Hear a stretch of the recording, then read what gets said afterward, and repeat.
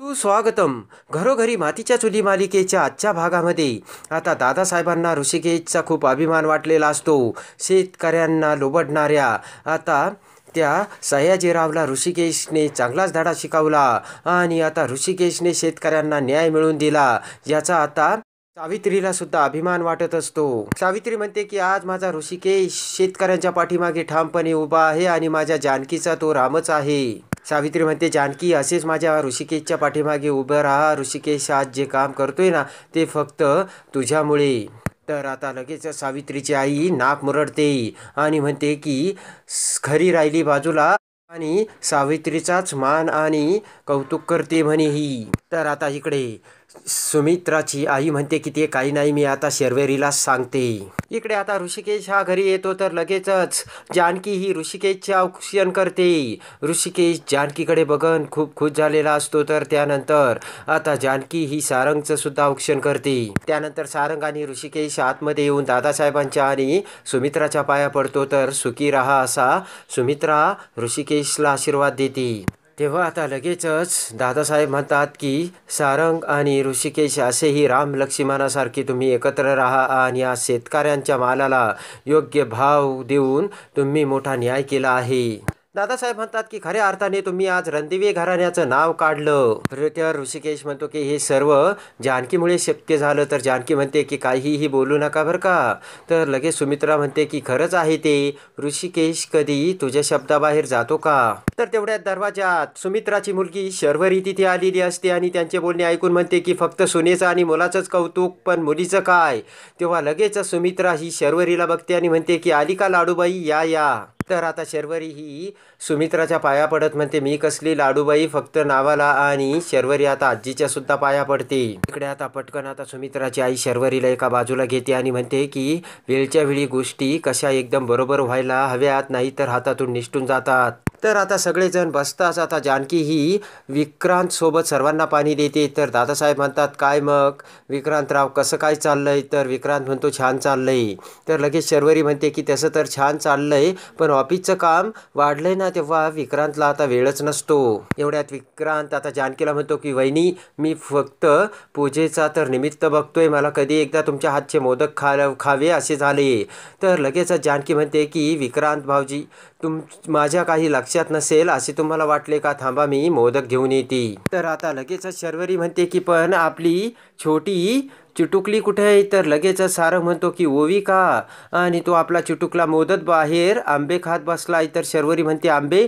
सारंग म्हणतो हो, मी आता पहिल्यांदा आंबे आलेत ना तेव्हा आंबे घेऊन आलोय. तर लगेचच सुमित्राची आई ते ऐकते आणि पटकन गुपचूप बाहेर येते. तेव्हा ओवी ही आंब्याचं पेटारा घेऊन बसलेली असते आणि लगेचच आता सुमित्राची आई म्हणते की अगं ओवी एकटी काय आंबे खातेस, अगोदर मोठ्याला द्यावे असे म्हणत आता ती पेटारे आता सुमित्राची आई आपल्याकडे घेऊ लागते. तर ओवी म्हणते नाही नाही मी देणार नाही. तर तेवढ्यात सारंग तिथे येतो आणि त्यांचे भांडणं बघत म्हणतो की काय चाललंय.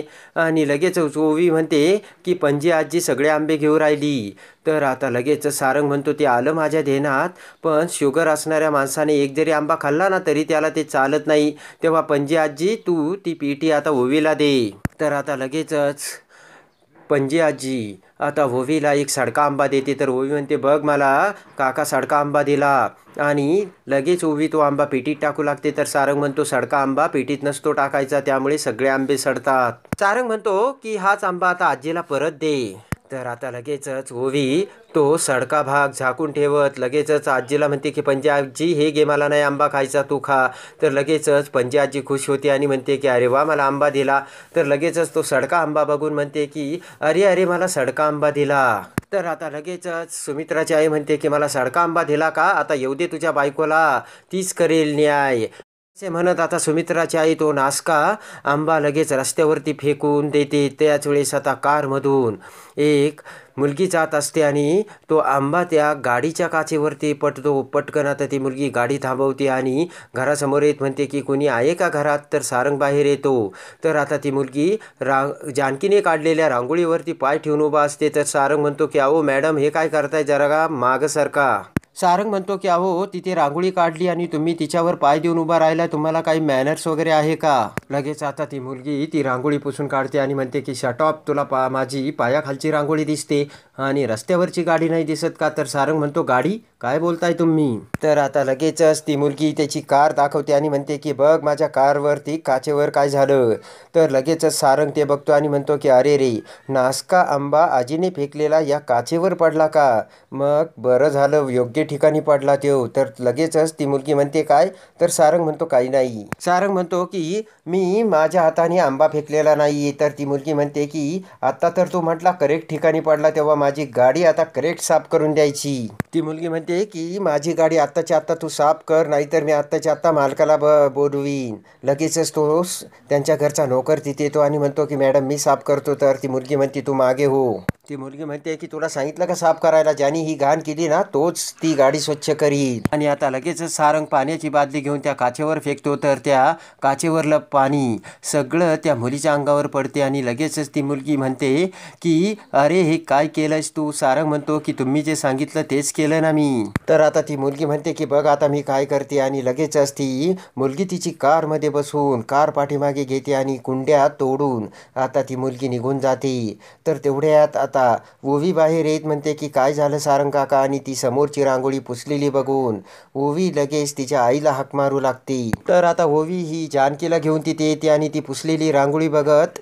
जानकी म्हणते हे सर्व काय आहे सारंग भाऊजी?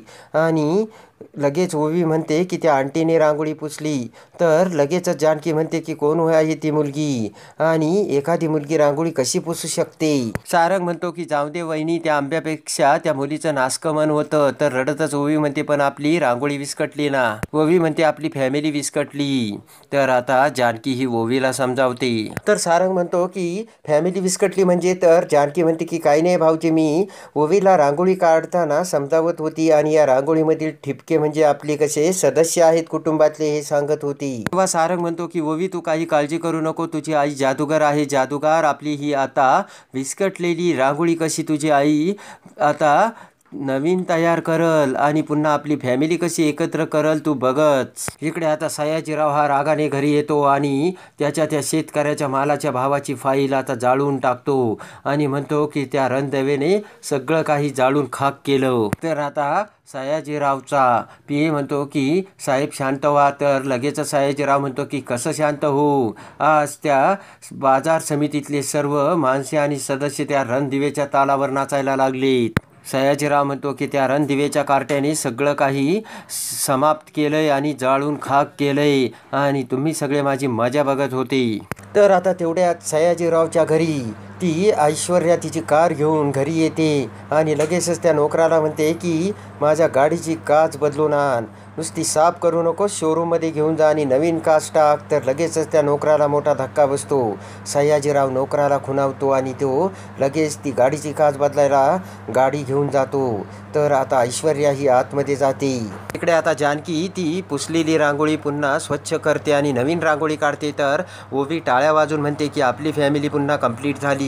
तेव्हा आता जानकी आणि सारंग हसू लागतात. तर आता लगेचच जानकी म्हणते की राख आणि आग एका क्षणात सारखेच असतात, पण एका क्षणात ते राख रांगोळी करतात. तर आता राग आणि ऐश्वर्या आतमध्ये जातात. पाठीमागून सयाजीराव पळत येतो आणि म्हणतो की काय झालं पोरी? तर ऐश्वर्या म्हणते की डॅड, त्या नासक्या आंब्याने माझ्या गाडीवरती नासका आंबा फेकला, पण मी लगेच त्याची सगळी रांगोळी विस्कटून टाकली आणि झाडाच्या कुंड्या अस्ताव्यस्त केल्या. तेव्हा लगेचच सयाजीराव म्हणतो की कोण होतं ते? तर लगेच ऐश्वर्या म्हणते की मला माहीत नाही, पण त्या घराच्या समोर आशीर्वाद लिहिलं होतं. लगेच आता सयाजीरावचा पीए म्हणतो की आशीर्वाद?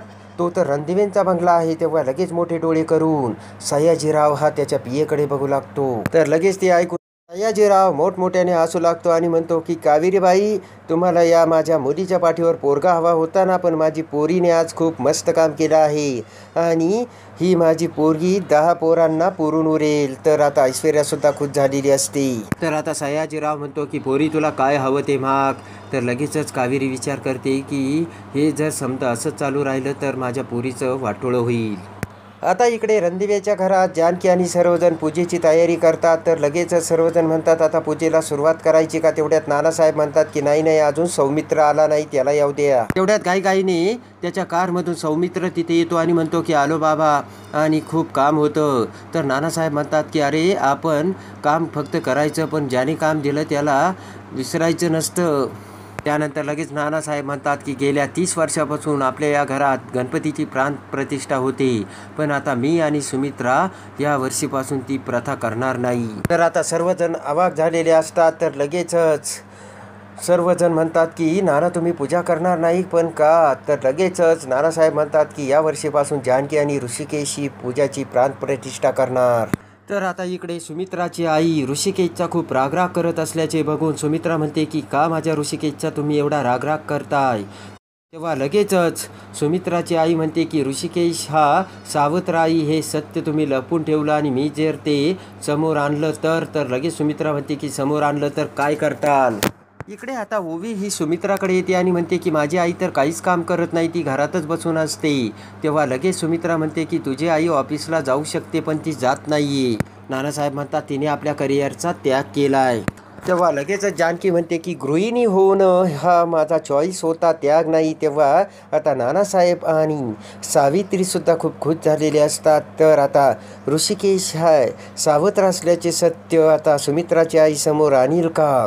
तर आता जानकी कशी कुटुंबाला धरून ठेवणार हे बघण्यासाठी आणि घरोघरी मातीच्या चुली मालिकेच्या डेली अपडेटसाठी आपल्या चॅनलला लाईक करा, सबस्क्राईब करा.